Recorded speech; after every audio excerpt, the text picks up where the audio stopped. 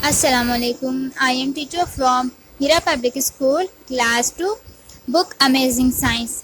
आज हम लोग साइंस के न्यू चैप्टर की रीडिंग करेंगे और इसके बाद हम इसका कॉपी वर्क करेंगे। सबसे पहले आप लोग अपनी साइंस की बुक ओपन करेंगे, page number 28 chapter leaves.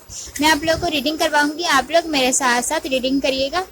A leaf is the flat green part of a plant. Next page number 29. Leaves.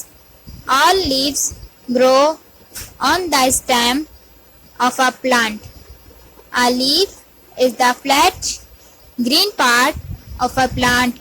The green color of a leaf is due to a color substance called chlorophyll.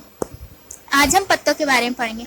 पौधे के जो तमाम पत्ते होते हैं वो उसके तने पर उगते हैं। आप लोगों को मैंने पिछले चैप्टर में तनों के बारे में पढ़ाया था ना, उस तने के ऊपर पौधे के तमाम पत्ते उगते हैं और हर पत्ता जो है चिपटा होता है और सब्ज रंग का होता है। आप लोगों ने देखा होगा।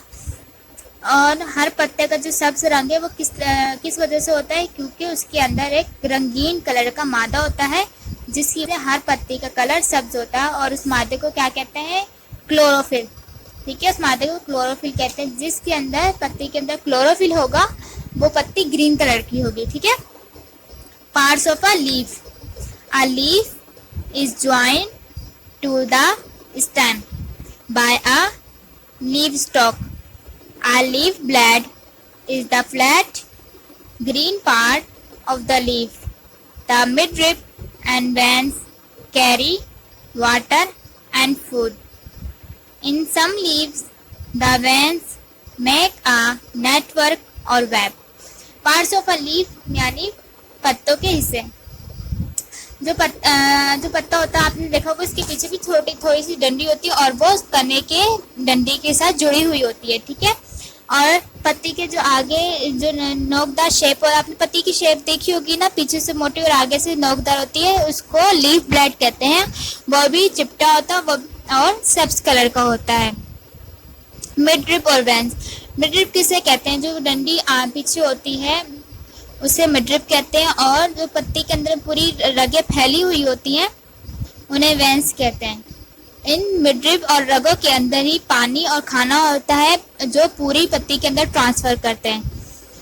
और कुछ पत्ती को आप लोगों ने देखो कुछ ज्यादा ही रगे होती हैं, जैसे आप इस पिक्चर में देख रहे हैं, इसमें कितनी सारी रगे हैं ना, ऐसे लग रहा है कोई जाल है। Leaves are of many shapes and sizes.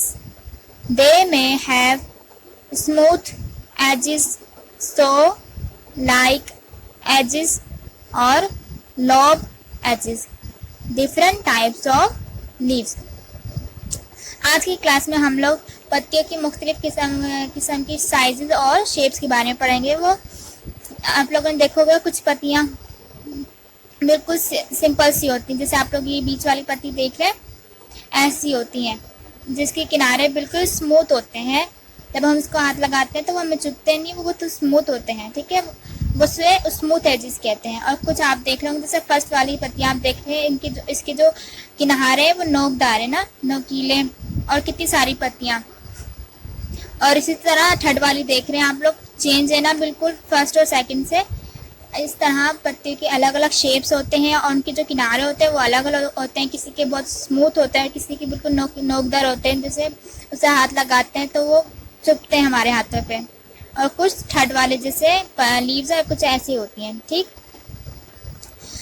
Kinds of leaves.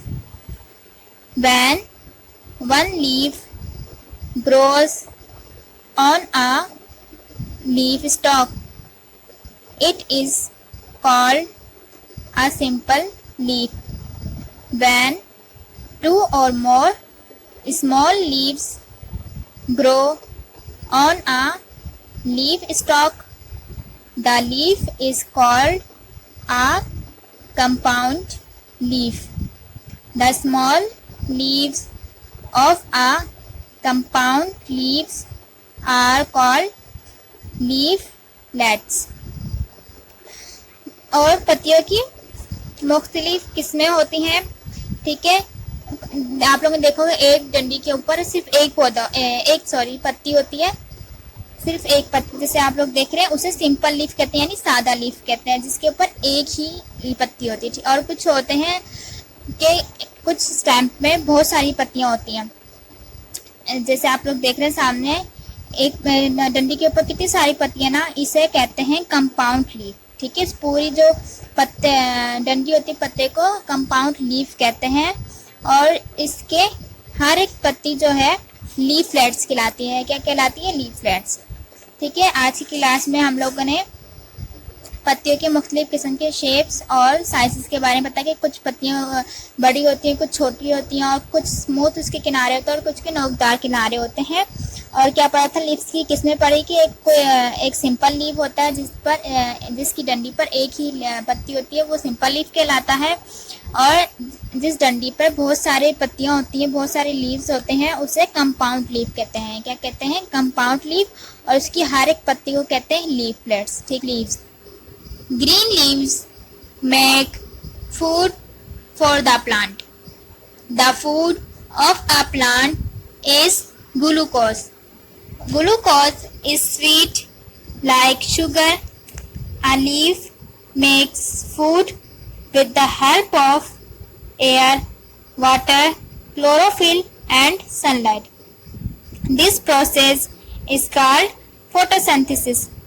Air goes into the leaf through small holes called pores. Water comes into the leaf through the leaves when sunlight comes from the sun. आज की class में हम पत्तियों का पढ़ेंगे कि पत्ती क्या क्या काम करती है, फंक्शन उसके पढ़ेंगे। मैंने आप लोगों को बताया था कि सब पत्तियां हैं जो पौधे के लिए खाना तैयार करती हैं। और पौधे का खाना क्या है? ग्लूकोज, जो चीनी की तरह मीठा होता है। जो पत्ती है वो खाना किस तरह तैयार करती है? किसकी मदद से? हवा, पानी, क्लोरोफिल और सूरज की रोशनी के जरिए एक पत्ती खाना तैयार करती है पूरे पौधे के लिए। और इस पूरे जो प्रोसेस को बोलते हैं, अमल को कहते हैं फोटोसिंथेसिस। ठीक है, खाना तैयार करने के इस अमल को फोटोसिंथेसिस कहते हैं। और हवा जो है पत्ती के अंदर कैसे जाती है?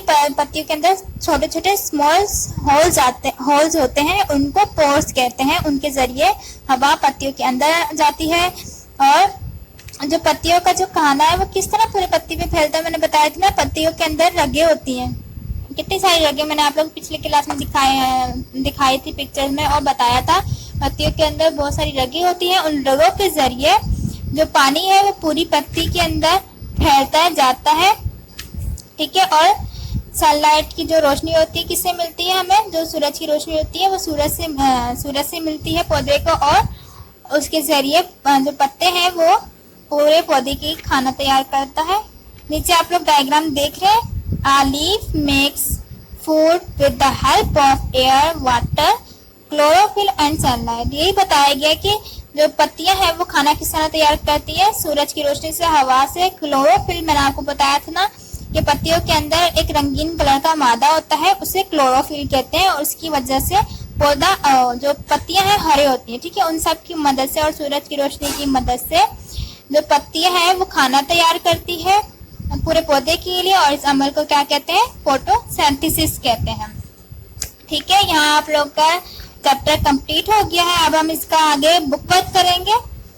पेज नंबर 32 आप लोग देखें। Question number 2, draw a leaf. Show का होमवर्क है, आप लोग खुद करेंगे। आप लोग ये क्वेश्चन यहाँ पे आप लोगों ने एक डायग्राम ड्रॉ करी है खुद से। मैंने आप लोग पेज नंबर 29 देखें। 29 के ऊपर एक लीफ की डायग्राम आपके पास है। आप लोगों ने एज इट इज ऐसे ही डायग्राम क्वेश्चन नंबर 2 में खाली जगह दी हुई है ना, यहाँ पर आप लोगों ने खुद ड्रॉ करनी है। ठीक है ना। और जो इसकी लेबलिंग की हुई है, मिडरिक, बैंस, लीफ ब्लेड, ये सब बना के आप लोग लेबलिंग भी करेंगे और कलर भी करेंगे अच्छा सा। ठीक है ना, ये काम आप लोगों का आप लोग खुद करेंगे। और अब क्वेश्चन नंबर 3 देखिए।